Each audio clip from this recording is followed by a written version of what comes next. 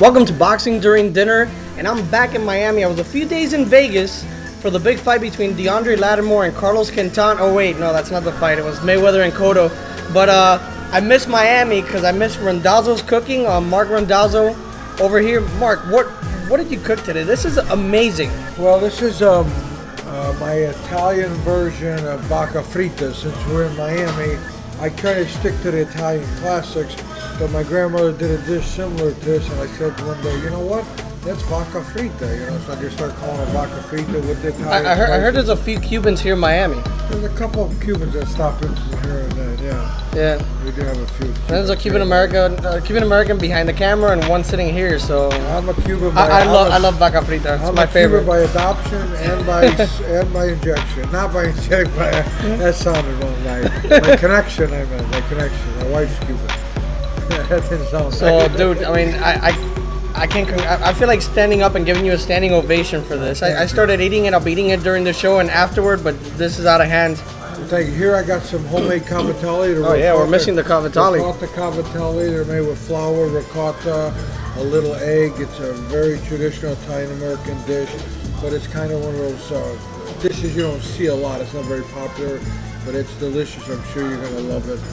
So you guys that are in Miami, Randazzo's Little Italy here in Coral Gables. The address will appear as always here on Boxing During Dinner. But today, we don't have a special guest. We have our brother back, David Berry, back in Miami. Here I am, yeah. Rochester, New York doesn't have Randazzo's. It certainly doesn't have any Latin women or Cuban American women. and no Boxing During Dinner. Only, in your living room. Yeah, that's about it. Mostly in my kitchen, yeah. Nothing good to eat was happening in there. Well, David is back on a perfect day because Cotto Mayweather just took place this past weekend, and I don't need to tell you guys. If you guys watch Boxing During Dinner, you know that this guy to my right is the biggest Miguel Cotto fan I have ever met. Yeah, he loves Miguel Cotto. I think Miguel Cotto impresses him more than Vita Guerra or. I always tell people that Miguel Cotto to me is like a 9-year-old Justin Bieber to a 9-year-old girl. It's very similar. It's kind of like Are you Puerto Rican? No, I'm not. You would think with something like that I might be. When Cotto first came out, I said he's got a beautiful style. He's got great balance, great left hook. I was very impressed with him. I thought he was a little past his prime for this fight, but I'm a big Cotto fan too. He's got a beautiful style. Yeah, I thought Floyd Mayweather, at least on my card, won easy, 118 to 110. He did a great job in this fight, and David, Cotto did an amazing job, way better than I expected. I thought he was going to lose on cuts. Yeah. Obviously, his face was a little swollen, but nothing out of the ordinary. But Floyd Mayweather Jr., it's his defense is way too good. Yeah. Even for an inspired Miguel Cotto like it was on Saturday night. You know what else is great is our sponsor tonight, Armando. Alex is flagging me down to say. Yeah. Let's talk about the fight. Then we'll get there real quick. But Eat Right, a buddy of mine, Tony, started this company about 9 months ago. It's all about eating right, and then afterwards will come a different sport. So box, we've got spin over here, train, whatever it is that you enjoy doing. This is a clothing line that basically supports a healthy lifestyle, and we're happy to be wearing their clothes tonight. To your point about Miguel Cotto, this is maybe not even what I expected, and I know I went on that rant that a lot of people saw, and I said Miguel Cotto is going to win this fight. Did I really believe that? No, that was my wish. But I'm really surprised by the fact that he was able to hit Mayweather as often as he did and as cleanly as he did. The first few rounds, it looked to me like it was going to be all Mayweather, sun up to sundown. By about the third round, you started to see Cotto break his defense a little bit. In the fifth and sixth round, it looked like the tide might even be turning to be a Miguel Cotto fight. But what was the biggest revelation? Was it a bigger revelation about Cotto or Mayweather? I want to say the bigger revelation was about Mayweather, in the sense that he was tested in a way that we haven't seen him tested maybe since Jose Luis Castillo. He dug in deep, bleeding from the nose, bleeding from the mouth. He's got bruises around his eyes. The guy was in a real fight for the first time in a long time, and he dug deep, and he could have knocked Miguel Cotto out in the final round, maybe even took the foot off the gas. But Floyd Mayweather is a sublime talent. If anyone thinks that he is less than the best fighter in this sport, I think they're out of their mind. And the way he adjusted in the fight too, because we're used to seeing Floyd Mayweather fight backing up. His defense was still there, but he was aggressive in this fight. At a point in the fight, he was chasing Miguel Cotto around the ring, which you never seen a Floyd Mayweather fight. And there's something that Mark and I have a good friend, Romero Ortiz, who was on the show last week, but you were up in Rochester, so you didn't meet him. Shut up. But Romero, I was talking to him today, and he said, Floyd Mayweather's so good that if a guy finally wins 2 rounds from him, and everybody's talking about what a great fight that was. Yeah. What would you rank Floyd Mayweather among the all-time best? It's funny. I love. I like the fighters. I like the fighters, the counter punchers. Guys like. I go back to Michael Nunn, Michael Nunn had so much talent that you really can never find out. Did he? I hate to say, did he have heart? Right. But did he have intestinal fortitude? Because guys. I don't think he reached his limit. Yeah, because guys at that limit, they never have to really know. And I mean, so real fight fans that want to see fights, like me, the blue collar fight fans. You look at a guy like Floyd Mayweather, and you question, does he have intestinal fortitude? I don't know. What does he do when he gets hurt, when he gets knocked down? I know these things have happened in the past, but you look at these super great athletes, these phenomenons. To the average fight fan, they want to see, they want to see a guy get hit, get hurt, come back. They want the drama. The drama is, twofold, not one-sided all the time. And he is a great fighter, super athlete. I just, I would like to see some really good fights out there to, really revive boxing. Some of the old Gaddy, Mickey Ward fights. I think boxing needs that. Needs some guys that, because I think me personally, I think the Mayweather-Pacquiao fight, I don't think Mayweather has to make it a fight. I think he's going to hit him, hold him, run, move. I mean, it might not be the fight that people are expecting, and that might even hurt boxing even more. Because people are expecting a war, Right, that ain't gonna happen, because he don't have to be in a war. I agree. This fight showed a more stationary Floyd Mayweather. He wasn't moving around as much. He said he wanted to give the fans a fight, but who's really going to believe that? He is 35, 36 years old. If he fights Pacquiao, will it be too late? Is it going to be a fight past their prime? Because Pacquiao looked like garbage against Juan Manuel Marquez. Yeah, well, I mean, one of the things that's still yet to be answered is he even going to get by Timothy Bradley? And from all intents and everything that everybody's hearing from camp, Timothy Bradley is sharp, he's hungry, and I tried to give the analogy that Timothy Bradley is a dog, and any fight that he gets in, he doesn't understand losing. It's not, a lot of guys say it's not a word that's in their vocabulary, but Timothy Bradley fights that way.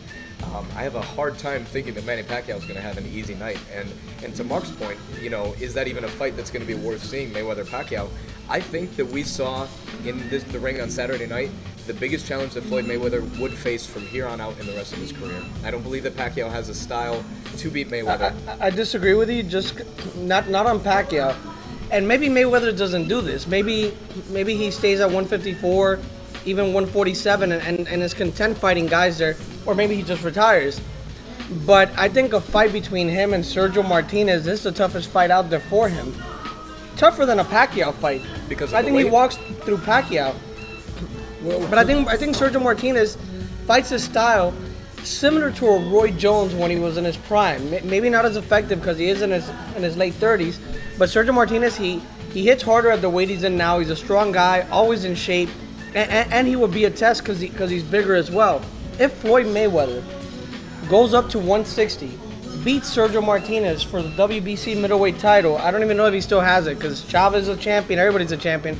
But if he does that, he is a top 10 pound-for-pound fighter of all time if he accomplishes that feat. It's hard to disagree with that. In fact, I'm going to backtrack a little bit. I like your assessment of Martinez. Igor Guriashkin from ESPN.com put together an article not too long back. He's a friend of ours also. Put together an article that compared historical CompuBox statistics of fighters who the connect percentages on their opponents and the percentage of punches landed on him. Floyd Mayweather, bar none, was far ahead of anybody else who came behind him. Now people want to say because of his style and his personality, I don't think people want to give Mayweather his due. But if he continues to beat fighters in the manner that he beats them, beating elite fighters within his era, that is the most that he can be asked of him. It's hard to say that Mayweather is not going to finish his career and one day be recognized as an all-time great. Like as you said, styles make fights, and CompuBox and the things. It's interesting to see how would Pacquiao have done against Cotto on that particular night. Right. It would have been a great fight. It would have been a different fight. Could even have beat Cotto on that night. I thought the same thing because when Cotto fought Pacquiao the first time, if they fought several times, when he fought him, it was pretty close to that Margarito fight, right, which by all intents and purposes, Margarito cheated and beat him with plaster. I mean, Cotto's face in that fight looked like he had been hit by a truck. And that might have taken a lot out of him, too. So he fights Pacquiao soon thereafter. Plus, everybody that was at the fight covering that Cotto Pacquiao fight tells me that Miguel Cotto was discolored at the weigh-in. Why? Because he was cutting like 30, 20 pounds. He couldn't make that weight. He couldn't make 147. But it was interesting to see him on that night with Pacquiao, Pacquiao. a different fighter. I know the Filipinos are gonna kill me for this, but I think Cotto could have beaten Pacquiao on Saturday. I think so too. That's why I asked the question. You want to know what's interesting? The Filipinos hate boxing during dinner. And By me. the way, I think I'm so sorry. And I love Manny Pacquiao, but I'm just saying the truth. This is interesting to me because I'm actually going to disagree. And me as the huge Miguel Cotto fan, I'm going to say that I think Filipinos love David. yeah, Filipinos love David. Well, he's half That- Filipino. yeah, now I'm half Filipino, exactly. That Manny Pacquiao has a style to beat, and I know we're going off topic here, but that Pacquiao has the type of style that would beat Cotto maybe anytime they stepped into the ring. That fight would have been very different, I agree, 100%, had Manny Pacquiao fought the Miguel Cotto that got into the ring on Saturday. Maybe I'll change my tune after I see what happens with Timothy Bradley. But again, styles make fights, and I feel like we always echo this sentiment. But I think that's why Miguel Cotto gave Floyd Mayweather trouble, and would still have trouble against a guy like Pacquiao. And this is a good segue because we're talking about Miguel Cotto, the way he fought on Saturday against the best fighter in the world, one of the best fighters of all time, and we'll get to something else that I want to talk with Mark in a little bit because he sparred a few times with Pernell Whitaker, so I want to ask him about Whitaker and Mayweather, but quickly transitioning to the Canelo Alvarez fight. Canelo fought Shane Mosley.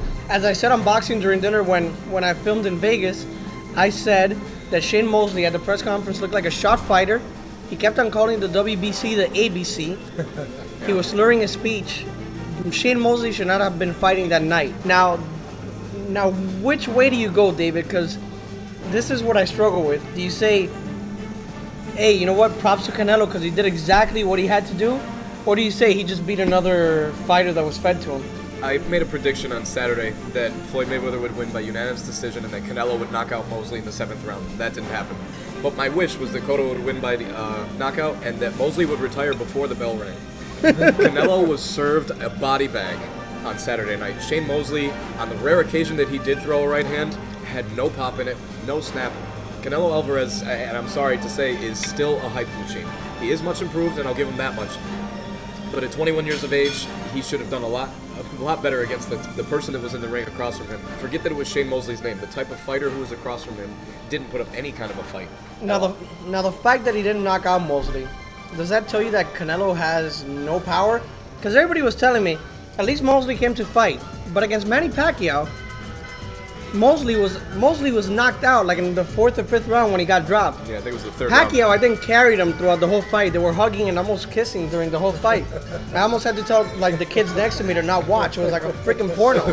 They touched gloves more times than they punched each other. It was ridiculous. So Pacquiao carried him. Pacquiao could have knocked him out whenever he pleased. Yes. So is Canelo's power just overrated?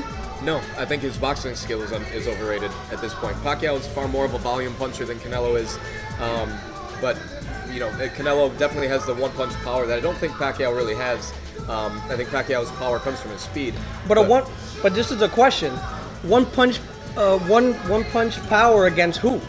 Matthew Haddon, Alfonso Gomez. I mean, he hasn't fought anybody to this point. I think he has Miguel Cotto deceptive quickness, and I think that's where a lot of his power comes from as well. People, when getting hit by Canelo, are kind of not expecting him to come in as quickly as he does.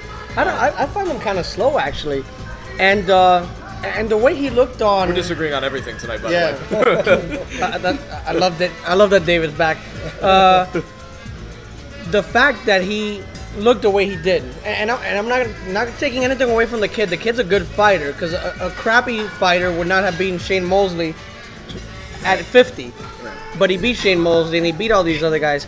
But Canelo Alvarez, September 15th has a main event on pay-per-view. Some people there were trying to lead me that I've been watching boxing for so long and that I work with many Mexicans where I work, were trying to lead me to believe that he's going to fight James Kirkland on that pay-per-view card. Canelo Alvarez will fight Miguel Cotto on September 15th. Oh. It is Mexican Independence Day. Yep. And what better than a Puerto Rican-Mexican war? Great matchup. I think that there is not a chance in the world that Golden Boy Promotions will put Miguel Cotto in the ring with Canelo Alvarez, especially with the way he performed against Mayweather. If they want to sell a pay-per-view, they better, because nobody's going to buy James Kirkland against Canelo. I don't think they would unless you put Jesus against Muhammad on the undercard. Wow, that'd be a hell of a fight. I don't see any chance of Cotto fighting Canelo because of the fact that, yeah, they could cash in on one pay-per-view, but they could cash in on a lot more if they kept Canelo protected against somebody even below James Kirkland's level at this point, and protected him a little bit more. The guy's 21. I don't think it's going to happen. Mark over here could attest to this. In the 80s, when you were around sparring with the best and fighting the best, these guys had to face each other in order to prove their worth. Salvador Sanchez needed Wilfredo Gomez to become the legend that he is. If Canelo at 21, 28, whatever, keeps avoiding these big fights, or his promoter avoids these big fights, what does that say about him and the people around him? See, that's the problem with boxing, though. They need to make the matches. The problem is that this promoter has this fighter, this promoter has that fighter. They each want to protect their fighter or get the bigger lion's share of the purse. That's the problem, I think, with boxing, is they need to make the matches that people want to see, you know. And you know, like the old days with the number 1 to 10, you had to fight him, you had to fight him, you had to fight him. Mandatory fights. That's what people, I think, want to see. I think that's what boxing needs.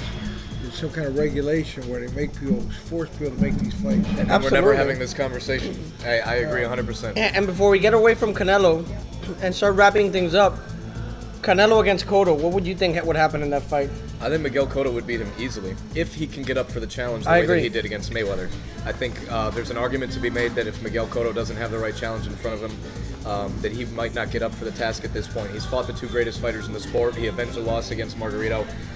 I don't know if Canelo is the type of challenge that he's really after at this point in his career, but if he gets up for it, I don't even think it's a close fight. And I know I get a lot of shit for this from a lot of people. I think Julio Cesar Chavez is a bigger talent than Canelo Alvarez. I agree. Julio Cesar Chavez Jr. is a big kid growing into his own body. He goes through the body. He's faced a lot better competition than Canelo has. Yes, he definitely Sebastian Zibic is a lot better than anybody this guy's Marco fought. Antonio Rubio. So has Marco Antonio. Maybe Marco Antonio Rubio would have given Canelo a hell of a fight. Yeah. But before we leave boxing during dinner for today, I wanted to ask Mark really quick. The art of the defensive fighter, because back in the day, and this really did happen, Willie Pep went out and threw 0 punches, 0 in one round, and still won the round. And a lot of people are telling me on Saturday night that the Cotto Mayweather fight, they're like, oh, I thought Cotto won, or I thought it was a 7-5 fight, or even a draw. I mean, what would these people have said about Pernell Whitaker nowadays? Because it seems like people just like that action-packed fighter, a guy that just goes forward like a Brandon Reels, but doesn't appreciate the defensive fighter like a Floyd Mayweather, Whitaker, and others that have come around. Yeah, you know, the defensive fighter is an artist. I remember Georgie Benton used to train Pernell, and you know, in between rounds, George used to tell me, he goes, you know, this guy's got a radar. He sees punches coming before they come. You know, he could watch your feet, and he knew what you were going to do. He knew where you were at, what you could hurt him with, what you couldn't, and he had, like they said, those radar instincts. You know, and that was beautiful to watch. You know, David, you have something to tell our fans, because fans have kept on asking me, hey, where's your boy Barry? Yeah. Where's David at? Well, and they see you from Rochester, but they want you to be here because this to me has been the best episode of Boxing During Dinner we've had in a long time, possibly ever. That makes me feel good. Because we have conversation. Without conversation, we have chemistry. You might say we have chemistry. Yeah. Well, I do have an announcement. Proud to say here on Boxing During Dinner that starting the beginning of June, I will be returning to Miami full time, coming back. I'll be sitting right here alongside Armando and Mark every Monday night, shooting these episodes, getting them to you, and yeah, we'll be interviewing. And gaining weight. this is something to fight over. Keep that around. I'm not done with that. Let's not get rid of that either. This is something to fight over. This is my grandma's lasagna. I'm going to cut it in half so you guys don't fight over it. This is delicious. This is a very good thing. This is delicious. You know. Look at this food. We're going to have more. We'll see you Hey, next week. and seriously, a direct invite. Come and watch this here at Randazzo's. He has plenty of food on the menu for you to choose from. Yeah, you could be the next Daniel Placeres. We'll buy you water, but so until next week, boxing during dinner.